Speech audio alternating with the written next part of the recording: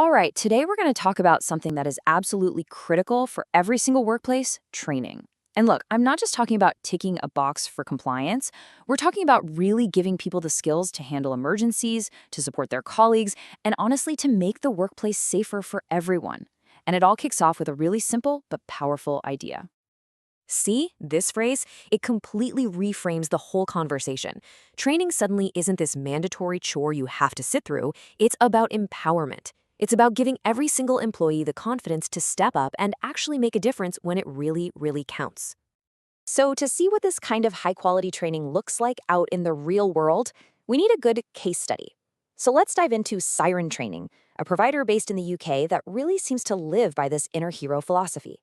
Okay, first, just think about their origin story. Siren Training wasn't dreamed up in some corporate boardroom, it was founded by actual firefighters. I mean, these are people who have lived and breathed emergency situations. That kind of real world experience is just priceless? It turns what could be dry theoretical knowledge into practical skills that can actually save a life. And that expertise? It runs deep. We're not talking about a small handful of people. Their team is made up of over 250 instructors. And get this, it includes paramedics, NHS professionals, and even psychologists. So the training is coming from people who are on the front lines of both physical and mental health. And having that range of expertise is so important because the whole idea of workplace safety has just expanded like crazy. It's not just about knowing how to put on a bandage anymore. The modern workplace gets that safety has to be holistic. The main training areas really tell the story here. Yeah, you've got your traditional first aid and fire safety, of course, but there's this huge emphasis on mental health and well-being and even specialized HR topics. Think about it.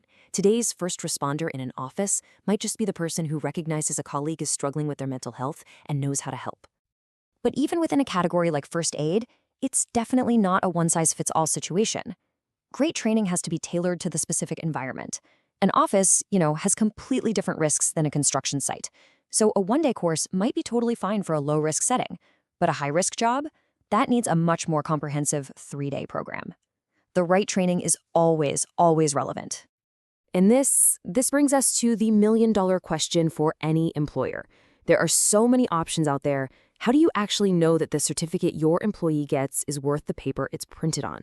How can you be sure the training is any good? Well, the answer lies in a system that was designed to solve this exact problem. It's all about independent accreditation. This is the whole mechanism that creates a standard for quality and trust in the training world. Think of an accreditation body like a watchdog or quality inspector. There are these independent organizations that go in and check out the training providers, their instructors, their materials, their processes, the whole shebang. They basically do all the homework for you, so you can just look for their reliable badge of trust. So let's connect this back to our case study. Siren Training's first aid courses are accredited by the FAIB, which stands for the First Aid Industry Body. This is the independent regulator that makes sure Siren is meeting a really high national standard. So you might be wondering, what gives an organization like the FAIB its authority, right? I mean, how is this system of trust actually built? Well, it really comes down to two key things. First, and this is crucial, it's about official recognition. The FAIB isn't just some private club. It's recognized by the UK's top authorities on workplace safety, like the Health and Safety Executive, or HSE. That government-level nod is really the foundation of its credibility. And that credibility is also deeply rooted in its leadership. The FAI was actually started by Ian Kershaw, a guy who had spent more than a decade as the head of first aid at the HSE itself. So this isn't just someone who knows the rules. This is the person who helped write the rules. He brought that incredibly high standard from government regulation over to the independent sector. And what you get is a system that just works for everyone. For employers, it gives you trust. For the training providers, it creates a system that's independent, has less red tape, and is more cost-effective. And that helps the really good providers do well, which makes high-quality training more accessible for all of us.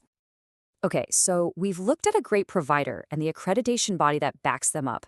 So let's boil all of this down into a simple, actionable checklist that you can use when you're choosing any kind of workplace training. It really all comes down to a simple chain of trust. You find a provider that has excellent, experienced instructors, and then you double-check that they're approved by a credible, independent accreditation body. That right there, that's the winning combination. And here it is, your 4-step guide. Number 1, verify their accreditation. Are they approved by a respected body like the FAIB? 2, assess the instructor experience. Are your people learning from firefighters and paramedics or just someone who read a book? 3, review the course relevance. Is this training actually tailored to your workplace's risks? And finally, number 4, check their reputation. Do they have thousands of great reviews? Follow these steps and you're going to be on the right track. So this brings us full circle right back to where we started. Choosing the right training, it's not just some logistical task to check off a list. It's a real investment in your people's safety, in their confidence, and in their ability to be that hero in a moment of crisis. So the only question left is, are they prepared?